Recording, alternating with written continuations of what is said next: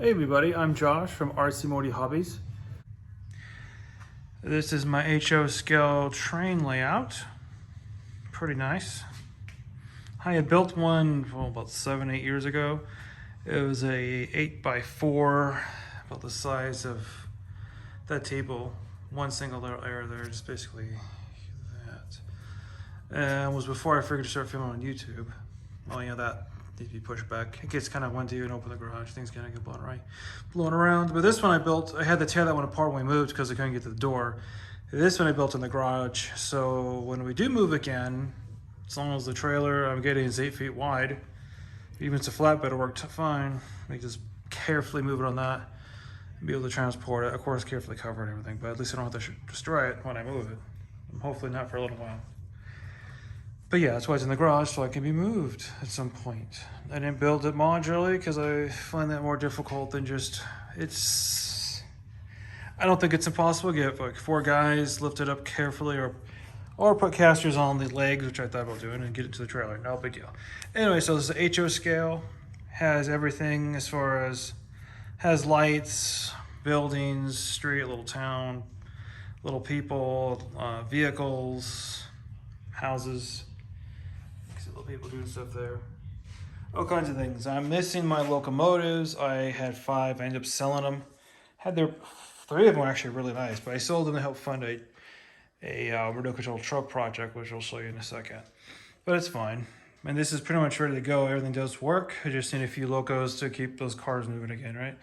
And buy some more of those tankers. Be nice. This is the command system I use, the DR5000 from DigiKeys, and those little boxes around it control everything else. So the command unit tells these little boxes what to do. It also talks to the locomotives. Got a little riverway here, a little rapids, I guess you could say. Got a lot of guys in their boats. Lots of little things. Everything does light up. I just started making this video quick on the fly, so I don't have everything on at the moment, but you can still see a lot of detail and stuff. Little vampires. Oh, forget about those guys. Gas station. It's pretty cool. Let's move on to my truck. And this is a 14th scale big rig. It's from Tamiya. I built it from a kit. Basically a ground hauler kit, so it's where it's kind of stretched and stuff. But I did everything else. I painted it green. Added a performance brushed motor, so it lasts a lot longer, better brushes, better performance. A lot of upgrades. Wheels and tires are all different. CNC aluminum wheels versus the plastic ones. I got that front's so much wider. The bumper's polished aluminum, and then of course aluminum grille. Stainless steel sun visor and horns. Aluminum fifth wheel and a plate holder. Found out that the ones that came stuck with plastic, I know the plastic, they cracked real easy. I think there was a bad batch of plastic. I put the screws, I never over tightened anything. I've been building stuff for a long time. It just cracked immediately, so I just bought aluminum ones. This, for some reason, wasn't milled out far enough. I need to be milled out a little more, so I just took my own tool and kind of took some material out. So this fifth wheel plate can go a little further back. So if you're rolling over a hill or anything, not like I'm going to be going off-road with this. I'm going to be on flat terrain, but functions like I want it. Let's see. I am going to be upgrading that rear bumper to a nice old CNC aluminum at some point. But yeah, so a nice truck. Everything functions. Got a servo to control the unlock for the kingpin. That's what this box is covering. All the guts are in here, covers everything. What's different about this truck compared to other ones is I have a smoke generator in this. It's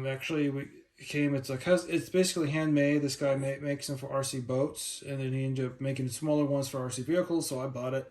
This thing puts out a ton of smoke, so I have a separate battery, and those 2 little knobs. One controls the heat element, the other controls the fan, as long as you keep everything below 6 volts.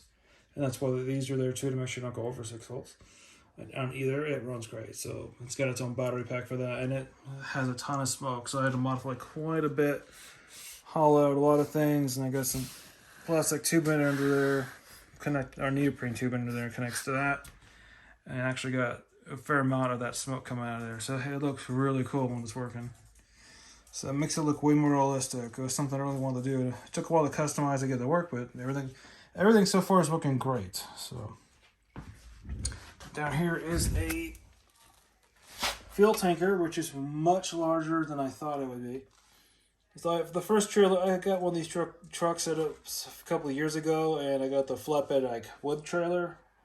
I think it was tiny, and this one's it's not huge, but it's definitely bigger than that, and it's cool. It's a complete stainless steel tank, and it's got aluminum, practically everything else. Some plastic pieces here and there, but not by much. I upgraded the wheels to CNC aluminum wheels. All the bearings in the vehicle and the trailer I upgraded to much nicer ones. I got a light kit put in it, which plugs into this little guy here. And you have lights, signals, brakes. All pretty cool stuff. Oh, I think it's really cool here. Move my heater, drying stuff. This is a scale built like a shop building I'm making for it, called Morty's, and I'm going to be redoing a sign. Started off with just doing plastic stuff, realizing that's not what I wanted to do. Not plastic, I'm sorry. It was cardboard, and I decided to go crazy with it and take it further than that, make it into pretty much almost a legit building. So it's a scale-sized building. It's got the gravel roof on top. That roof is removable. At the moment, I got the gravel spray with glue, so it's letting it dry. And if I got some other methods, I need to make sure that gravel doesn't move around because the roof can come up and get out of the way, and I don't want to, fall them apart in clumps. I got lots of lights. I got 16 overhead lights inside of there, and I got those 4 up front. 2 big bays. I got ramps over there for them. Those I'm gonna probably end up painting. I got another nice big entryway in the back, so I can actually pull the tractor all the way in and park it, and that will allow it to go all the way through the whole length. It's pretty cool. Just got done painting it. The front brickwork is these miniature little bricks. Okay, one. There we go. Well, one of these kind of fell off when I was painting, but here it is. Miniature little bricks. And I got almost 1,200 went into making just the front bit. So that because it took almost 1,200 bricks, I decided not to go crazy and do the whole thing. I have another 600. No, I'm sorry, I have another 400 on the way, which I'm thinking of probably putting somewhere around that. We'll see. Not too far out, because since I already want bricks around the entryways of the big doors, I'm thinking why not just brick around that as well. Whatever 400 bucks will get me, right? But not too crazy as far as... I might go with a different look instead of putting them stacked like that. I might just go flat and build them up. We'll see. Looks really good. Lighting features is in the back. Got a door I built. So door I built here. There you go. This guy, oh, I forgot I painted it. Paint's still wet. I don't want to just pull it off. There's actually electronics under there. There's a dimmer switch in the bottom that controls the lights. There's a little plug that you can plug the power supply into. And I've got that clear glue there, just in case this isn't set up right. I'm going to pour some clear glue. Clear Elmer glue. Takes a little bit longer to dry, but once it does, it sets pretty hard.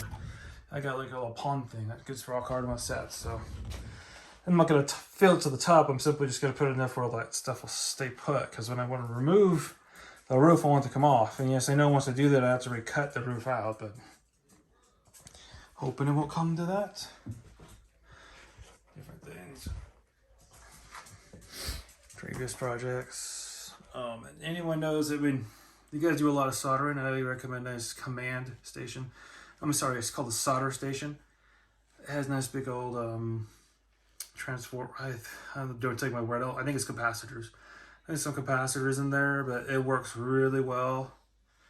Way better than any little handheld one. The whole system there is great. Let's see. The radio I'm using is that Fatuba one. I'm using the Tamiya's multifunction control system. You kind of see a little bit in the back. It's that little thing there. That controls the power to the motor. That controls your motor, your lights, your sound. This thing has it all. But you need that controller because all these different functions won't work on any other kind of radio except for the Tamiya brand radio, which is $100 more than that. And the Tamiya radio is actually based on that radio. So it's like, whatever. So, yeah. It's really nice. There's different ways of making trucks with sound and lights. You can go cheaper routes, different systems out there. I use this system. Second time I used it, I like it. And for all the money, you end up spending close to what that cost to build one without the Tamiya system. I mean, if you want to try using a different, if you like using pistol grips, yeah, it's worth trying a different system for sound and light. So you can use your pistol grip and switches, which is cool. But yeah, I mean, I had built a few other trucks in the past, and I sold them. I built the train system, and I'm trying not to keep selling my stuff to try to build something else. I sell the locomotives, but I'm not selling anything else. I'm gonna be end up buying several more locomotives just so I can make that run properly again. But yeah, this truck, unless someone gives me one hell of an offer, I'm not planning on selling it. I like it. It's about the way I like. It's set up very nicely in the full smoke. The whole realism of it and the performance. A 55 turn performance motor in there. It's perfect because it gives you that low power if you're going to pull anything heavy. When you pop it in the third gear, you can go pretty quick. So, pretty nice.